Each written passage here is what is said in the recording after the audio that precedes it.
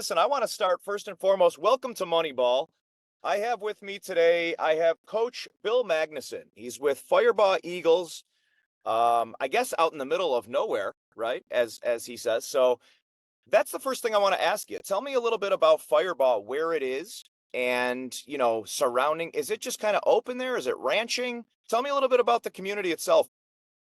I'll tell you the reason I love being here. First, God brought me here 1985, July 8th for an interview.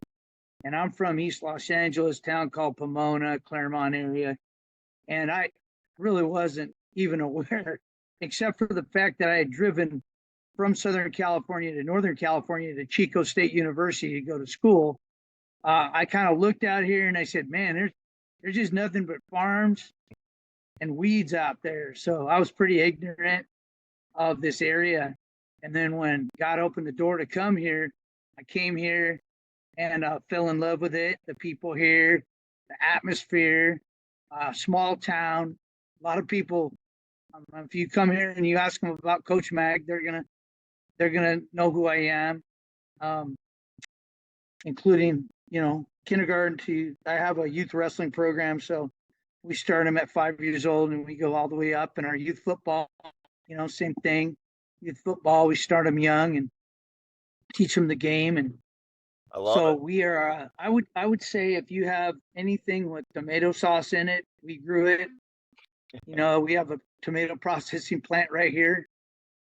We have several nut processing plants. Pistachios, almonds are big. It amazes Grape, it amazes me grapes, how much comes pomegranates. We got it. how much comes out of California. Sorry to interrupt. Just amazes me. It's always, they'll say this is California's the capital of growing this, of growing this, of growing this. And people, when they think of California, they think of what? They think of the beach, or they think of the Golden Gate Bridge, or they think of whatever sports teams are there. And there's just so much more. I've been here since 1985. I'd be Wow. 39 years. Wow. Wow. So I've had a lot of opportunity to get to know a lot of great people, and we really do have great kids. Josh is one of them. Sure. We've been blessed with for a small school. We have about 650 kids at the high school. It's just amazing how many I call them rock stars, superstars that have come out of this small town, and really good work ethic here. A lot of loyalty. We're red, white, and blue, so we love the fact Josh went to the Bills, and I know it's he's like that still. was meant to be, right? It was meant to be. It really was. And my first name is Bill, so I have no problem with him being a Bills guy. So there's just a lot of, I call them God things that went on with Josh and his career and all that. And there's a lot of people here that pray for him and pray for other people too. But I think we're the cantaloupe capital also of the world. So I know Mendota's a little south of us, and they grow really good cantaloupes, and Dos Palace is a little north of us.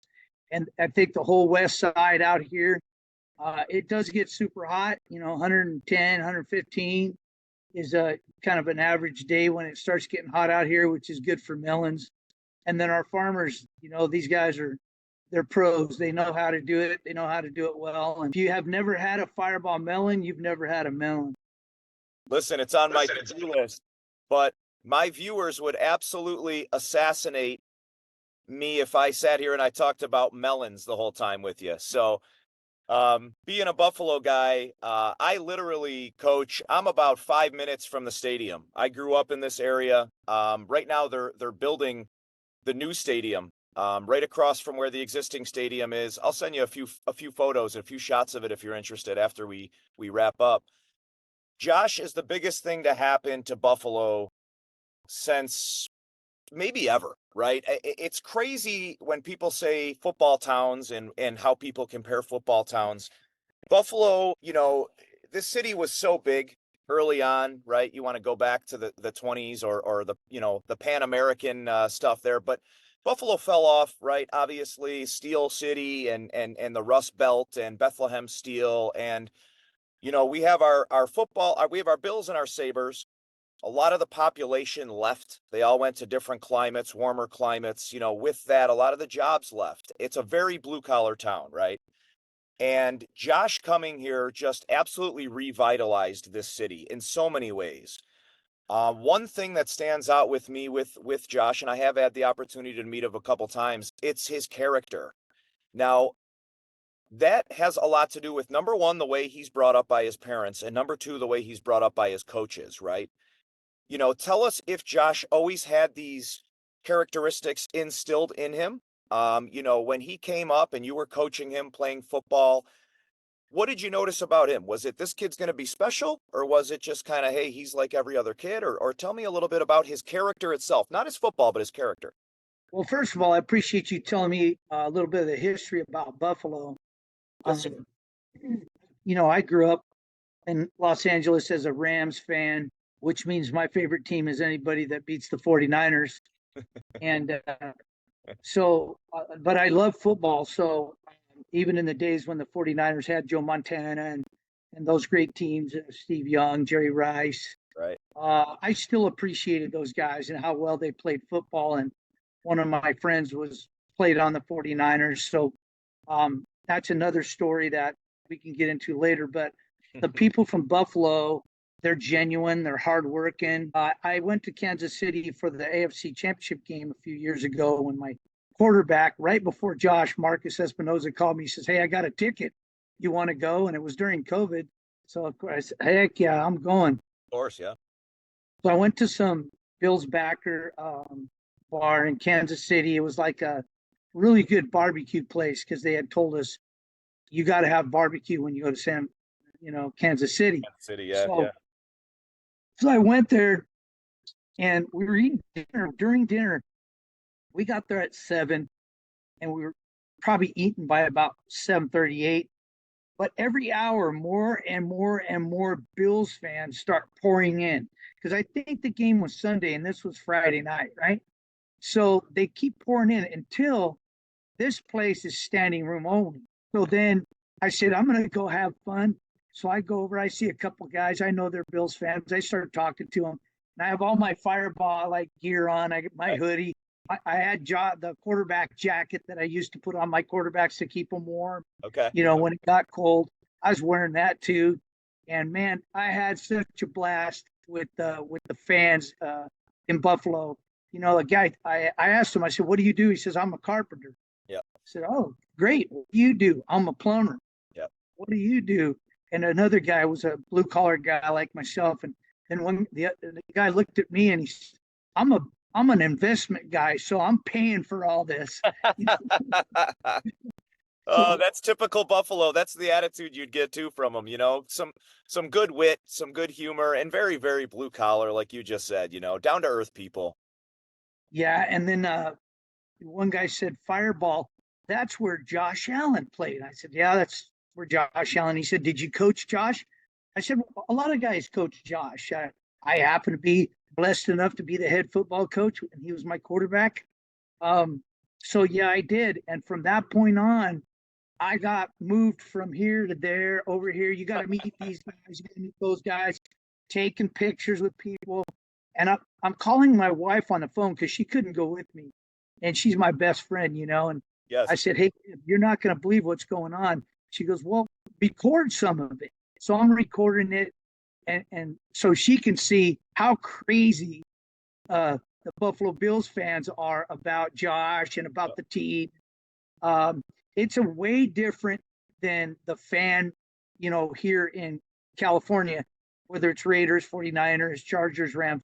It's just way different. It's they start showing me pictures of their houses and their garage with the Buffalo Bills signs on the garage, and then the remote controls back there are cool because the remote control goes up on the door and you're looking in and it's Bills this and number 17 and a giant screen TV and a bar and a barbecue. And their whole garage is said, "Oh yeah, this is where we go. If it's not a home game, we're at the Bills Mafia house right here." Yep. And I was just I actually know who you were talking to. I know those guys too. That's funny. Oh yeah. Yeah, we got double dip Cajun. Double dip Cajun. I give it a 10 out of 10. Seems to be the wing of choice, and you're Yeah. going with a 10. A 10 out of 10. Well, I think these guys know what to order now then, right? Double dip Cajun. Yeah. That's the way to do it. Thanks, guys. Yeah, it was amazing. And they said if you ever get back to Buffalo, just let us know you're coming. I hope And they were buying the drinks. Were they buying the drinks, Coach? Yeah, they were. Okay. In fact, they said, "Hey, do you have any Firebaugh shirts?" I go, "Well, it's so cold here. I have like 5 on underneath here." And they made me take my hoodie off, and I just gave out my Firebaugh shirts. And Oh these my guys, God. They were stripping you down. they got me. They got them all.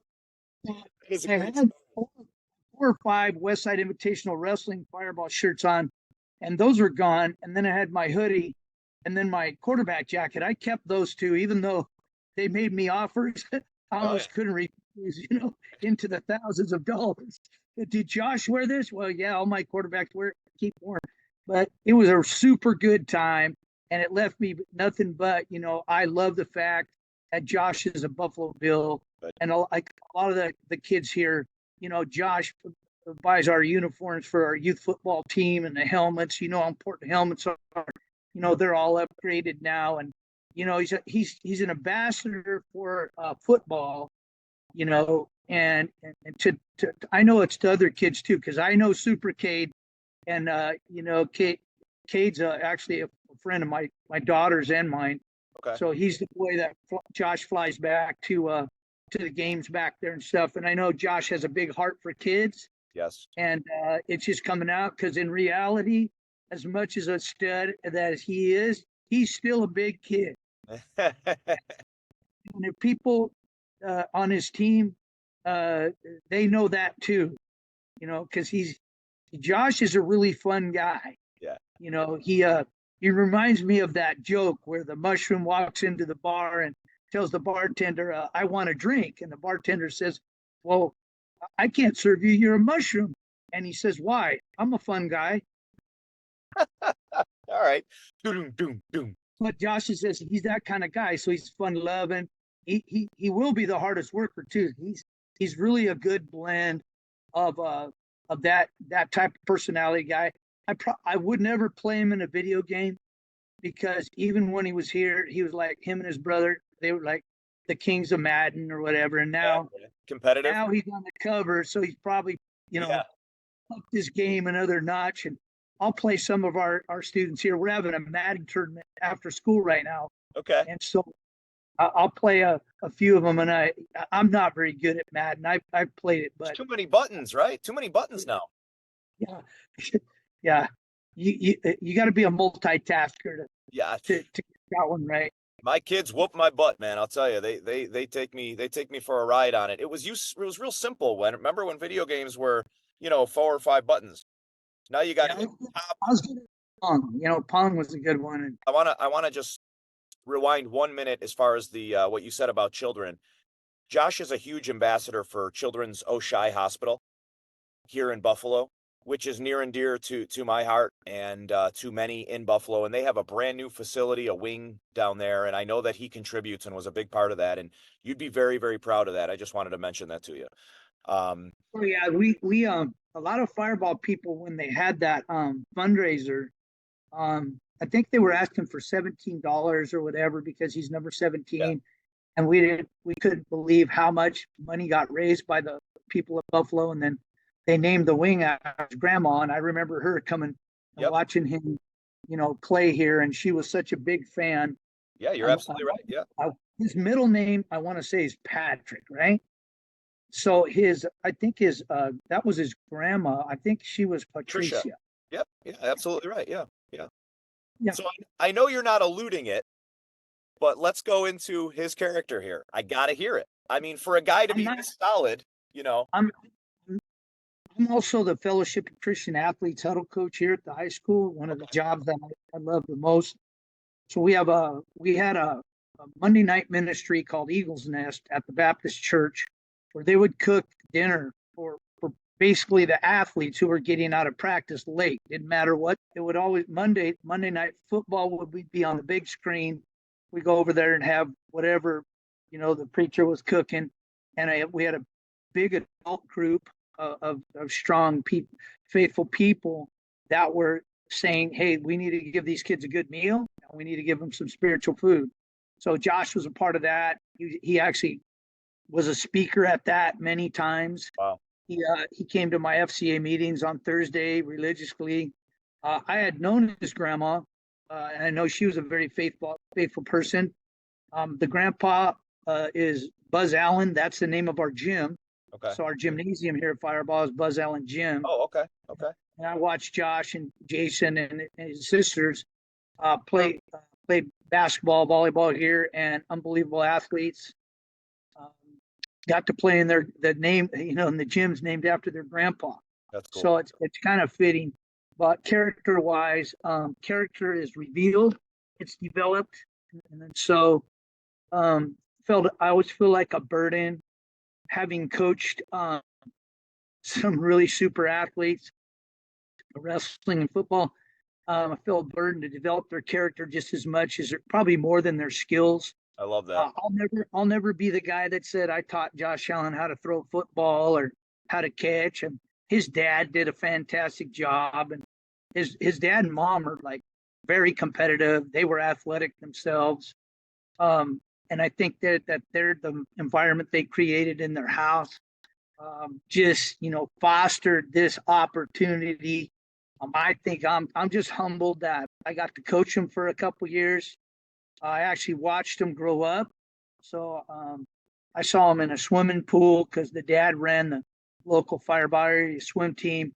And the wrestling club would sell shaved ice at it. It'd be about 110 degrees in the middle of July. And then he'd come out, hey, Josh is in the finals or Jason's in the finals. Watch him. I'd go in there and they just smoke everybody. They're like albatrosses in the water. Yeah.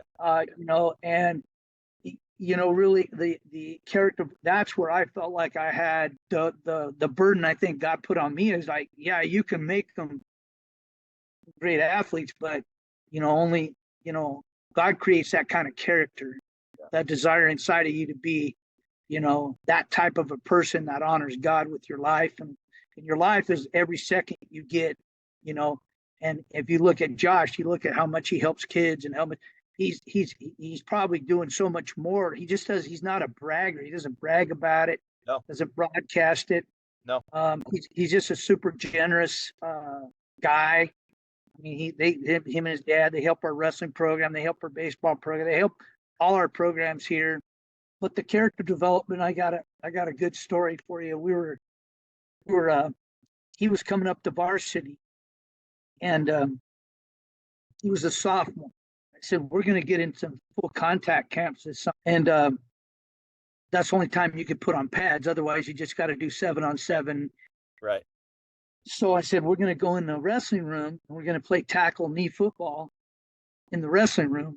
No pads, no helmet. We're just going to be on our knees, grab the football, 2 teams. I don't care if we have 15 guys on a team. I got a 90-foot long wrestling room. McDermott would love it, Yeah. It's 40 feet wide. It's padded all the way around. So we consider the walls as inbounds. Okay. So Yeah. somebody into a wall and smash them, and rip the ball out. Anyway, we were playing knee football in there, and he got hit pretty hard, and then they were piling on him. And one of my coaches said, "Hey, coach, we don't want to get our quarterback hurt." And it was in my brain, I said, "Hey, that's a pretty smart statement," but in my soul, I said, "I don't want our quarterback to be a soft." That's a nice way to put it. You probably know what I said. Oh yeah, I got you. Yeah, Yeah. it starts with a T and ends with a Y. Yeah. But yeah. So he keeps going. I mean, I think he had a nice little bruise on his arm because they stuck him into the wall, and then other guys hit him, and they were trying to make a fumble. Oh yeah. And our coaches are going, "Coach, are you sure? Are you sure?" I go, "I'm positive." They thought you were nuts. How many? Who has the burden for making a kid tough? That means we got 10 minutes. Okay. But That's I said, perfect. isn't that burden on me as the head coach that our guys are physically tough, that they're mentally tough? because in a football game, you're going to have to deal with pain. You have to deal with injury. And, we let him keep going. He went and he played the whole game in there. We even made him, he was on defense. So he had to tackle people, in the wrestling room. Of course, we're on our knees. But, when we're done, I looked at our offensive coordinator, Mike Martinez. I said, what do you think? And he just smiled and shook his head. He's a former Golden Gloves boxer. He knows. He knew how tough Josh was. It's just that when you're in a small school, your backup guy is not even remotely close to your first string guy. Yeah. Although we have the same philosophy. Hey, this guy gets hurt. We got to put this guy in. We got to go with him. Next man up. Next man up. Next man up. We train him.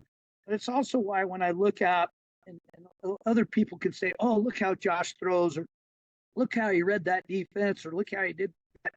I look at it every time when he gets stuck and he gets up. I say, that's my guy. That's my guy right there. I love that. And you know what? His toughness, you can say whatever you want. And again, I hear it from the analysts. There's no comparison. The hits Josh takes and the risks he takes, right? He's going to do anything he possibly can. And I'm not sure if it was always this way or back, whatever, but I respect what you're saying and appreciate what you're saying. This guy, if they need a yard, they need an inch, whatever it is, right? He's absolutely going to sacrifice his body. Now I know it's from the wrestling room. It's from the padded wrestling room. But what I found so interesting, Coach, and I know you don't have a whole lot more time for me. I could honestly sit and talk to you all day. This is great for me. But why do you think he had so much, such a difficult time? I mean, I read all these stories about him sending all these letters to different colleges, and no one saw his talent. He'd send his videos and he'd send his letters. I guess he hand wrote them. Is that true? Yeah, I had a letter I had typed up and I sent it to his dad right after Josh went to Reedley, and his dad said, "You better keep that one." Well, I sent it to him the other day. He goes, "That thing's probably worth money right now." Oh, I'm sure it is. Yes, sir. A lot. I do not know why the coach at Fresno State did not pursue Josh harder. Yeah. I went to talk to him. It was more like, well, he doesn't really fit our offensive scheme that his offensive coordinator had. They certainly took him over to Fresno State and let him. He was a recruit. He went and watched the games for free, and they put him in the recruit part and all that. Sure. And the way things, I just say it's a God thing. Yeah. The way things turned out is Fresno State was going to offer him, but then they got the Duke transfer or something. Okay. I'm going back in my memory banks. Yeah. And then they said, the only thing we can do is offer you a preferred walk-on. And that was like just spitting in his face. And, he's not going to take that. And, the decision, just go to Reedley and show your stuff. Keep the guy out there. And every JC guy is going to tell you, oh, if you come here, you'll be a starter. But any good JC coach he might tell you that. But when you show up in camp, you're one of 5 guys who has a chance to win that job. Correct. And I really appreciate the Reedley guys not handing it to him, making him beat out the quarterback that was there, which he did after 3 games. Yeah. And then he ended up scoring a ton of touchdowns and getting a lot of recognition. It wasn't like nobody saw it because Mike Riley was at Oregon State. He had one of his defense, whoever his recruit coordinator was, he called me. And then that thing kind of fell apart because Mike went to Nebraska and some new guy came in. He didn't pick up the ball. San Diego State had called me Sipe, Brian Sipe. I think he was quarterback coach. Okay. Emailed me a bunch of times. And Josh sent the films out. It's just, I think at 6'3" and 185 as a senior, he's just a little small. Yeah. And I don't think they had like a vision. Like if they would have seen his dad, I think Joel's 6'3", 230, his mom's probably my height, 5'8", 5'9", and they're both athletic. They didn't have the vision of where he could be with beef, putting on a little beef, right? Well, not only that, when he graduated, I don't think he had a hair on his face. I mean, he still didn't he didn't hit his man. He still might not have a hair on his face. He tries to grow that little stash. I'm sure you've seen it. I don't know what he's got going here, but he still might not have. He still might be able to get the beard. I don't know. Well, a lot of people like when I see these interviews, they take credit for stuff, right? And I'm not taking credit for anything, but we used to have No Shave November, and if our coaches, any of our football coaches would shave, I would tell them, "You're fired." They say, "What?" I say, "You're fired. If you have time to shave in November, you're not watching enough film." Yeah. And I was kind of like a joke, but that when I played football in college for Citrus College in Los Angeles, Yeah. that's exactly how our coaches were in junior college. Like it was No Shave November, because if you don't win in November, you're not going to a bowl game. Yeah. And Yeah. we all might be fired. Yeah. That's amazing. That's, and then Wyoming, did you ever get the opportunity to go see him play at Wyoming? I went to Vegas, saw him play against UNLV, and then he was gonna play. I think either he was hurt when Fresno State played him. Something happened. I was gonna go to the Fresno State Wyoming game, and then he was injured that week or something. I can't remember, but I did see him in the longest NCAA game ever. It was like 3 overtimes, or Oh, no or maybe kidding. it was the highest score. It was like 65-67 or something. Yeah. It was like 100 points scored or whatever. I was at that game, Okay. and I wait to see him after the game, and he's getting interviewed, and everybody's talking to me like, "Damn, if Wyoming had a defense, that wouldn't even have been a game, because Yeah. Josh like threw for 500 yards or whatever, Like, yeah. ran for 3, passed for 8. I mean, he did not mention defense one time, and I was so proud of him, because one of the lessons I believe I taught him was you don't point fingers at anybody else, because you got 3 pointing back at yourself, and you take it on your shoulders. And all he talked about was, I could have helped my team more.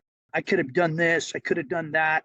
It's on me. That one's on me, And I flash back to RG3 when Baylor won some bowl game 52-50. Yep. And he just said, my defense, all I tell my defense is, you guys are great. You just get me the ball back one time. Don't let them score one time, and we'll beat them, guys. And I remember showing Josh that and telling him about RG3, saying, this guy's the guy. This guy has the right mental attitude to be a great quarterback. And he already is a great leader, because the quarterback position is a leadership position. 100%. 100%. So people say, what's your proudest moment? That was one of my proudest moments, when they lost that triple overtime game. But he said, I could have done more for my team. That one's on me, guys. I missed a crucial pass. I missed a crucial opportunity. I made a bad read.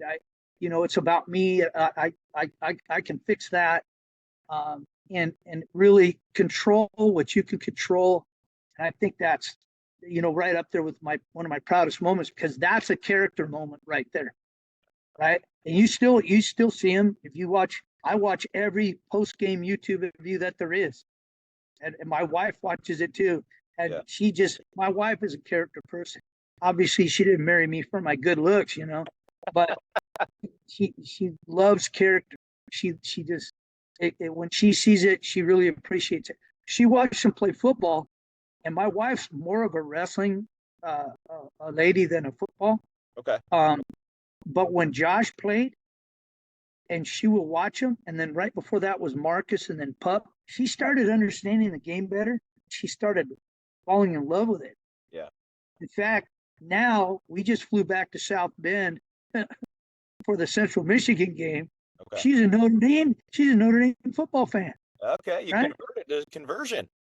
Yeah, it was. And then she goes to Notre Dame, and now we're going every year. One of my buddies, Boomer, he has a house back there, like quarter mile. He lives right across the street. So I got a place to stay now.